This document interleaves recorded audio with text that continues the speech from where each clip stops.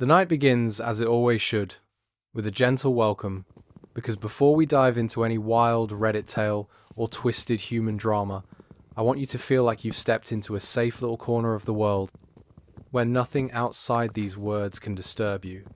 Imagine the sound of a quiet room, maybe your own bed with the covers pulled up, maybe the soft hum of a game world where torches flicker against stone walls, where you can hear the faint crunch of footsteps in Minecraft grass under a moonlit sky. That's the feeling I want for you now. Warmth, safety, a sense that here, in this space, you can let go of whatever burdens you've been carrying all day. And at the same time, I know why you're here. Because you love stories that twist, stories that shock, stories that make you whisper no way into the dark. You want that strange combination of being entertained and unsettled, but also soothed, like listening to a campfire tale while the embers glow low. So let me set the tone with a hook, because tonight's first story is not one you hear every day. Imagine falling in love with someone, sharing laughs and dinners, maybe even saying vows and promising forever, only to find out later that the person you married is, in fact, your cousin. Yes, it sounds impossible. Yes, it sounds like something only a stranger on the internet would admit. And yet it happened. And it's the kind of story that doesn't just shock you, it makes you question how well we ever really know the people closest to us. There's a reason stories like this cling to us so tightly. They touch something raw, something beneath the surface. Family, after all, is supposed to be our root system, the hidden structure beneath the soil that nourishes us and defines us. But what happens when those roots are tangled? When the very foundation of trust and order is shaken by secrecy? It's like tending a garden and finding that some of the roots feed life, while others are twisted around decay. In theological language, we might say that family is meant to be covenant, sacred order, the soil where love grows rightly, and yet here we find the lines blurred. The sacred turns strange. The taboo of cousin marriage is not just about genetics or legality. It is about the unease we feel when the categories we rely on blur and collapse. And that unease is exactly what this first story embodies. So tonight, I'll guide you through it not to scare you, but to walk with you through the strangeness. You'll feel the tension build, you'll hear the shock of revelation, and then we'll pause together, step back, and breathe. That's the rhythm of these nights. Wild twists paired with gentle reflection, suspense balanced with comfort so that by the time the lanterns dim and the words fade, you'll be ready to drift into the kind of rest you've been craving. For now, think of this as opening the first page of a very peculiar book. You've settled in, you're safe, you're warm, and ahead of you is a story that will make you both laugh and shiver. Let's turn that page together. The story begins in the most ordinary of ways, because that's always how the extraordinary sneaks into our lives through the front door of routine, dressed up as something familiar. The narrator wasn't looking for anything scandalous or shocking. They were just looking for love, the same way we all do. Picture it. Late-night texts that stretch until dawn, cozy dinners in small apartments where laughter echoes off the walls, long walks where every conversation feels like a secret treasure. It was the kind of romance that makes you believe the universe occasionally gets it right, that two people can stumble across each other in the endless noise of life and actually click. There was no sense of danger here, no foreboding music playing in the background, just warmth, joy, and the feeling of building something real. In those early days, it all felt perfectly safe. They decorated their space together, traded silly inside jokes, shared playlists, and made plans for trips they'd take one day. Imagine candlelight flickering across dinner plates, the sound of a kettle whistling in the kitchen, the cozy blur of evenings spent side by side on the couch. There's something so disarming about that stage of love, the way it convinces you that you've found the place you're meant to stay. And that's what makes what comes later so sharp, so disorienting, because it grows out of a soil that felt entirely safe. But if you listen closely to the cracks in the story, you can already hear the foreshadowing. There were small overlaps in their conversations, family anecdotes that sounded strangely familiar, details that didn't quite fit. Maybe it was an uncle's name that popped up in both of their childhood stories, maybe a summer vacation spot that seemed oddly identical, Maybe the vague sense of déjà vu when attending a family gathering.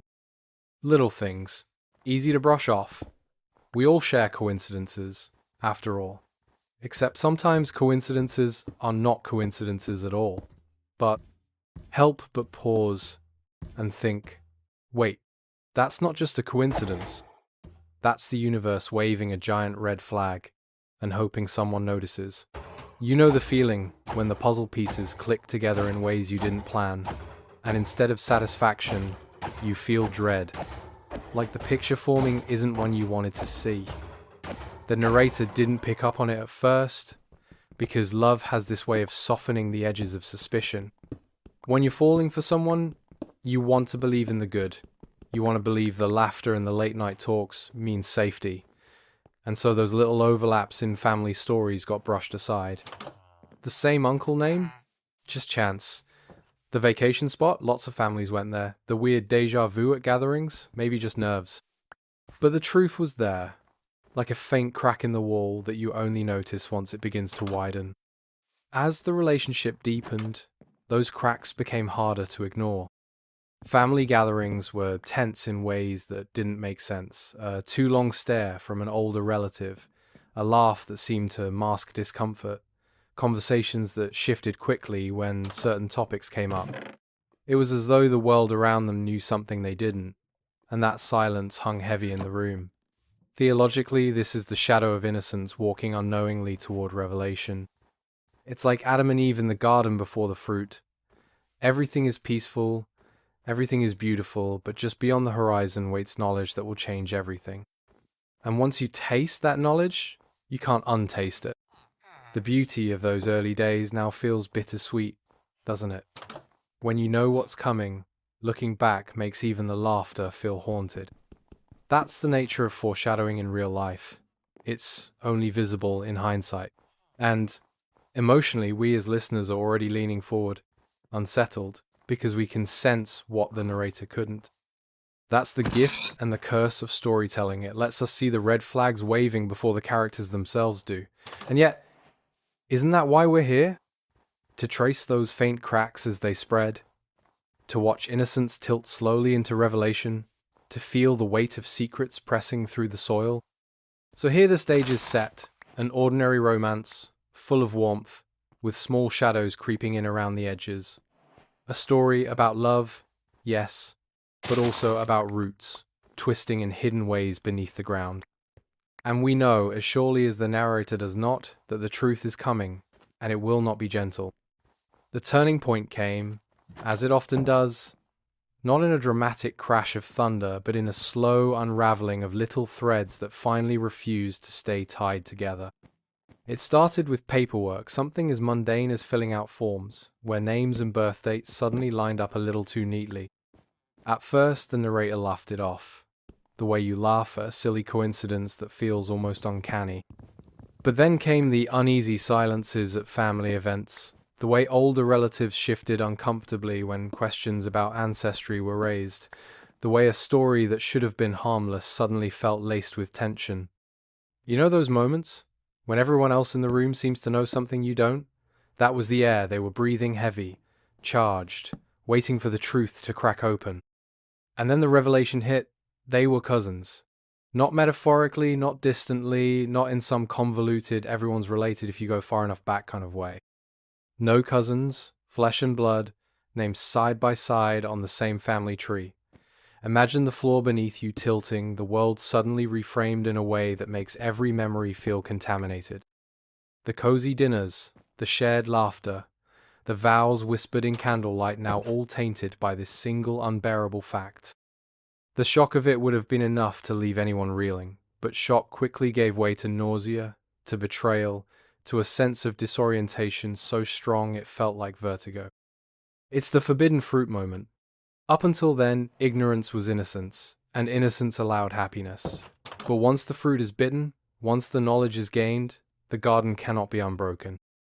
That's the theological weight here, the curse of knowing. They couldn't unsee the family tree, couldn't unhear the whispered confirmations from relatives who had known all along. And in that instant, what was once sacred and joyous became complicated, twisted, unbearable. As your narrator and guide, I can't help but add the commentary that you're probably already thinking. At this point, I'd be drafting a very strongly worded letter to Ancestry.com demanding a refund, and maybe even hazard pay. Because what do you do when your love story suddenly turns into a genealogical horror story? Do you laugh? Do you cry? Do you simply pack a bag and vanish into another country? That's the empathy bridge here. It's easy to sit safely outside the story and shake your head, but imagine it happening to you. Imagine the betrayal, the sheer impossibility of deciding what comes next. And that's why this revelation isn't just shocking, it's destabilizing. It shakes not only the relationship, but the very concept of identity. Who are you when the lines blur this much? What does family even mean when it folds in on itself? The fallout is not just personal, but existential.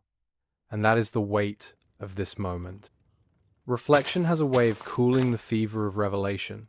And after the nausea and vertigo settle, what's left is the quiet, uneasy hum of realization. Families are never as simple as they appear.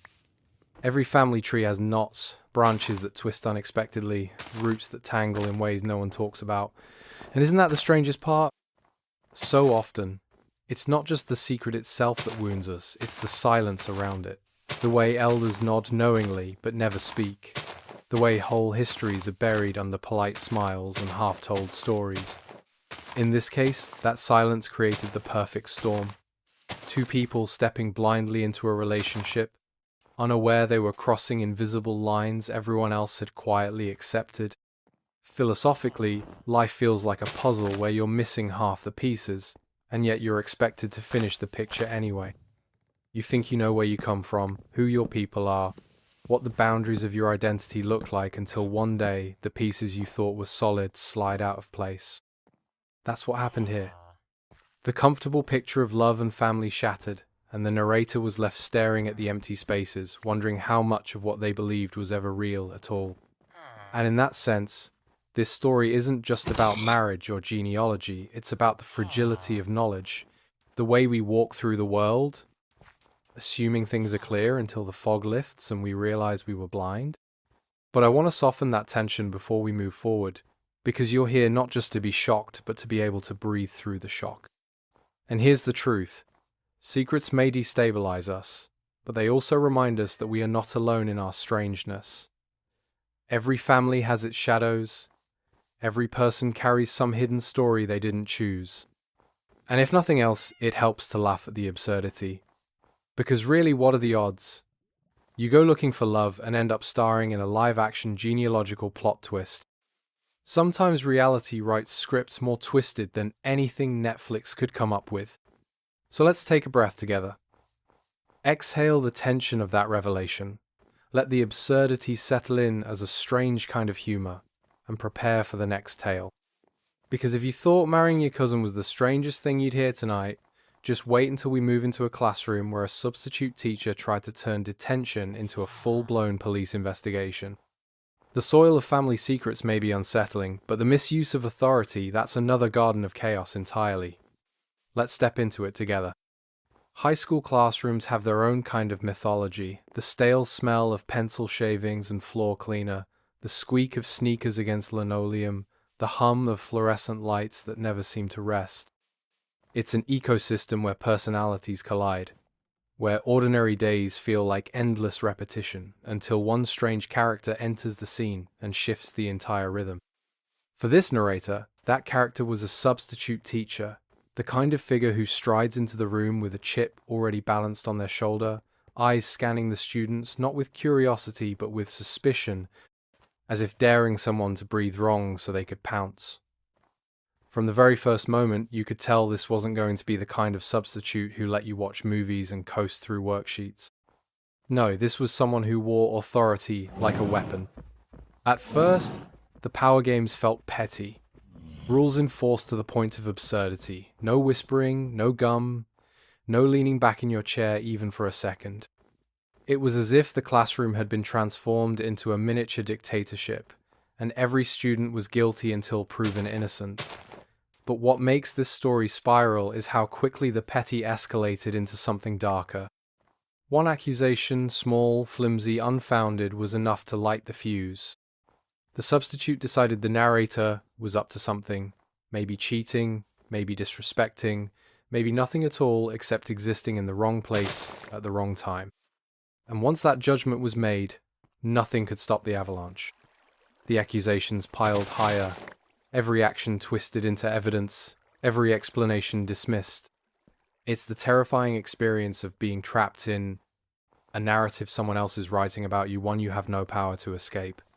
And then came the unthinkable threats of involving the police. Imagine being a teenager sitting in a classroom meant for algebra or history and suddenly hearing the word police thrown into the air like a hammer. The shock isn't just in the accusation, it's in the realization that the world of authority, the world that should protect you, can also turn against you with terrifying ease. Theologically, this is a story about misused authority, a reminder that earthly power often twists itself into tyranny when left unchecked. Where justice should have been tempered with patience, suspicion became judgment, and judgment became condemnation. Philosophically, it's a study in fear and injustice. How quickly your identity can be rewritten by someone who decides to see you not as a person, but as a problem. And as your host, I can't help but add the human commentary. If I were in that situation, I'd be lawyering up before I even finish my math homework. Because how absurd is it that one day you're just trying to survive class, and the next you're almost criminalized for existing under the wrong substitute's gaze? That's the empathy bridge here. The reminder that injustice is not just dramatic, it's also profoundly destabilizing. And yet, sometimes telling the story becomes a way of reclaiming the narrative that was stolen. The next story shifts us into the digital age, where betrayal doesn't always come from authority figures or family secrets, but from the very friends we trust most. Imagine this. You're goofing off with your best friend, maybe doing something silly, maybe just being yourself in that raw, unfiltered way you only allow when you feel completely safe with someone. You don't think twice about it, because why would you? A best friend is supposed to be the vault, the one person who keeps your secrets safe, not the one who hands them over to the world. But in this story, the vault cracked wide open because that innocent moment was filmed, posted, and shared until it spread like wildfire. What began as laughter between two friends became a viral spectacle that no one could control. The spiral was immediate. Notifications buzzing, classmates whispering, teachers frowning as the video slipped through the invisible walls of the school. Suddenly, the narrator wasn't just a student anymore. They were a headline in a rumor mill, a punchline in a joke they never agreed to. And the betrayal hit harder because it came from someone so close, someone who should have known better. The shame wasn't just in the video itself, but in the feeling of being exposed, stripped of dignity, turned into a caricature in the eyes of people who once saw you as a person. When the school got involved, things tilted from embarrassing to downright cruel. Instead of standing by the student, administrators handed down punishment. Suspension. Imagine the absurdity. Your trust is betrayed, your image exploited, and instead of protection, you're branded the problem. The injustice stung almost as much as the betrayal itself. Philosophically, this is the shadow of living in a world where our identities can be fractured by a single upload, where digital shadows outlast friendships, and where the permanence of the internet means that once something escapes, it can never be fully recalled. Theologically, we could call this the haunting of modern demons, not spirits in the night, but pixels that refuse to die, clips and screenshots that linger long after the laughter fades. It's a reminder that words spoken carelessly can wound, but images shared without consent can wound deeper still, because they strip away not just trust, but control over your own self. And in commentary? Well, let's be real. Screenshots may last forever, but so do the scars left by betrayal. And if I were the narrator, I'd probably still be side-eyeing every friend with a phone, wondering which moment of silliness might end up being tomorrow's viral content. That's the bridge for us as listeners. The uneasy laugh paired with sympathy, because we know it could happen to anyone. One careless upload, and suddenly the world sees you in ways you never intended. And maybe, just maybe, you'll think twice the next time someone says, "Don't worry, I won't post it." The fourth story takes us away from the chaos of classrooms and viral betrayals and lands us in a quieter, almost sacred place, the act of creation. There's something deeply personal about writing, about pouring your thoughts and feelings onto paper in a way that feels raw, honest, and uniquely yours. For the narrator, this essay wasn't just another assignment, it was a reflection of their heart, their struggle, their voice. Hours were spent crafting each sentence, reworking paragraphs until they flowed with meaning. It was the kind of writing that carries weight, not just because it's clever or well-structured, but because it contains a piece of the soul. And yet, that's what made the betrayal so much sharper, because one day, that essay wasn't theirs anymore. Someone else, a peer, a classmate, maybe even someone they trusted, took those carefully chosen words and claimed them as their own. Not just in some small way, not just to impress a teacher, but on a scale that magnified the theft into something grotesque. They submitted it to a national competition. And here's the cruel twist, the essay won. Imagine sitting in your living room, flipping on the television, only to see your own words, your own voice, read aloud and celebrated as if it belonged to someone else. It's a kind of theft that goes beyond plagiarism. It's the robbery of identity itself. The emotional beats here are heavy. Helplessness in the moment, rage as the truth sank in, indignation as the lie gained glory. How do you protest when the stage is already lit and the applause is already roaring? Philosophically, this is about the theft of truth, the way something so personal can be stripped from you and paraded as someone else's victory. And theologically, it cuts even deeper. Words are breath, breath is spirit, and to steal someone's words is to violate something sacred, to misuse the gift of language that was never meant to be twisted. For the host, for me, guiding you through this, the commentary almost writes itself. That's not plagiarism, that's daylight robbery with a pen. There's no spin, no excuse, no grey area that could soften the blow. It's betrayal in its purest form. And yet, as absurd and infuriating as it is, it resonates, doesn't it? Because everyone has had something stolen, maybe not words, but trust, or effort, or the sense that what was yours would be respected. This story is an echo of all those smaller betrayals, magnified into something you can't ignore. And so the narrator was left staring at a TV screen, watching their own heart win accolades for someone else, learning the hard lesson that truth does not always win its rightful recognition.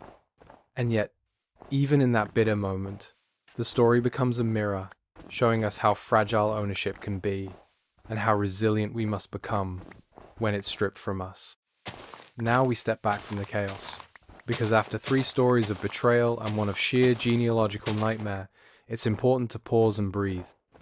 Reflection is the cooling river after fire, the space where we realize that even though the details differ, a cousin discovered too late, a teacher misusing power, a friend posting carelessly, a peer stealing words, the heartbeat underneath each story is the same. Human beings live in the tension between what should be and what is. Families should be safe, but sometimes secrets warp them. Authority should protect, but sometimes it corrupts. Friendships should hold trust, but sometimes they fracture. Creativity should be honored, but sometimes it's stolen. These stories remind us that life, at its core, is a series of broken promises and unexpected fractures, but also that we survive them. Philosophically, that's the thread we've been tracing all night, the inevitability of unfairness. Life is not a neatly balanced scale, and sometimes justice doesn't arrive on time or at all. But here's the hidden beauty in telling these stories and reflecting on them. We create a kind of justice. We reclaim the narrative, we laugh at the absurd, we mourn the painful, and in doing so we say, these things happened, but they do not own us. They may shake us, but they do not define us. That's why storytelling feels almost sacramental, almost holy, because it transforms wounds into words and words into connection. The empathy bridge is wide open here. Have you ever had something stolen from you not just a possession, but your dignity, your trust, your peace of mind. Almost everyone has, in some form. And when you hear someone else's story, you recognize your own reflection in it. It makes you feel less alone, even in betrayal. And in that recognition, there's a kind of healing. So, let's soften the air now. The intensity begins to dim. The edges blur. Imagine the Minecraft world again. Torches glowing along cave walls, a steady rhythm of mining stone in the quiet night. The chaos of betrayal is behind us, the rhythm of safety ahead. These stories, sharp as they are, were never meant to leave you stranded in their weight. They're stepping stones, leading us gently toward the stillness of the night. Let's take that path together. As we near the end of this journey, it's worth drawing the threads together in a more deliberate weave, theological, philosophical, emotional. Each story we've shared tonight lives in the shadow of hiddenness and revelation. A marriage unraveling because family roots were concealed. A substitute teacher twisting authority into fear. A friendship broken under the weight of exposure online. An essay stolen. Words paraded as though they belonged to another. Different contexts, different wounds, yet all circling the same gravity. The struggle between truth and secrecy, justice and injustice, recognition and erasure.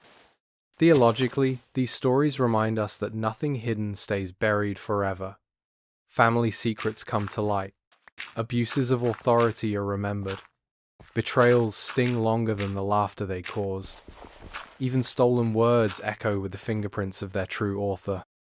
There's comfort in knowing that the God, who sees in secret, also heals in secret. That even when the world distorts or misuses us, the truth is never fully lost. It's written deeper than any public shame, carved into a place where lies cannot reach. And perhaps that's the hope we hold on to, that justice, though often delayed, is never entirely denied. Philosophically, the lesson is both more unsettling and more freeing. Life is not fair. That's not cynicism, but reality. The soil is tangled, the roots knot together, the scales are uneven. And yet, meaning is not destroyed by the mess it emerges through it. To exist is to be wounded, yes, but also to grow despite the wounds. These stories, absurd and painful, remind us that resilience is not optional. It's baked into the fabric of being human. We do not get to choose the betrayals, but we do get to choose the stories we tell about them.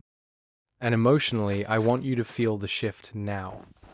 From the jagged edges of shock toward the soft cloth of comfort. You've listened, you've leaned into the absurdity and the injustice, but now the energy eases. The point of nights like this is not to leave you restless, but to bring you through the storm and back into calm. If these stories carried weight, let them also carry release, because they are finished now, spoken, handed off. You don't have to hold them alone.